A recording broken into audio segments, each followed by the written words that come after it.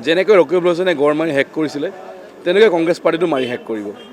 কাৰণ ৰকিবুল হুছেইন ডাঙৰ হৈছে ধ্বংসকাৰী। মোক আকৌ কাজিৰঙা ধ্বংস কৰিছিলে, গড় ধ্বংস ভাৰতীয় জনতা পাৰ্টি আহি সেই কাজিৰঙা গড় উদ্ধাৰ কৰিছে।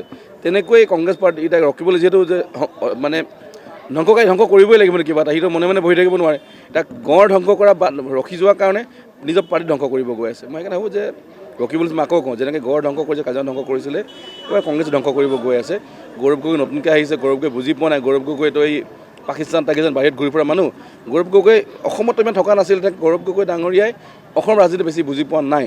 সেইকাৰণে গৌৰৱ গগৈয়ে ৰকিবুল হুছেইনৰ ছাজেশ্যনবিলাক লয়, ধ্বংসকাৰী কি ধ্বংস কৰা ছাজেশ্যনে দিব।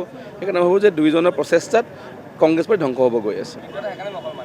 চাওক এতিয়া মিত্ৰতা হ'লে ধ্বংস নহ'লে নহয়, মিত্ৰতা নোহোৱা মানে কি পাৰ্টি ধ্বংস হ'ব গৈ আছে। সেইটো মই কওঁ যে গৌৰৱ গগৈ আৰু ৰকিবুল হুছেইন মিল ধ্বংস কৰাৰ মূল মই ভাবোঁ যে আকৌ মই কওঁ যে গৌৰৱ গগৈ যদি পাকিস্তানৰ সময় দিয়ে, যদি বাহিৰত ঘূৰি ফুৰে, অসমত কেনেকৈ গম পাব? আৰু অসমক ৰকিবুল হুছেইনে গম পায়, ধ্বংসকাৰী ধ্বংসই কৰিব।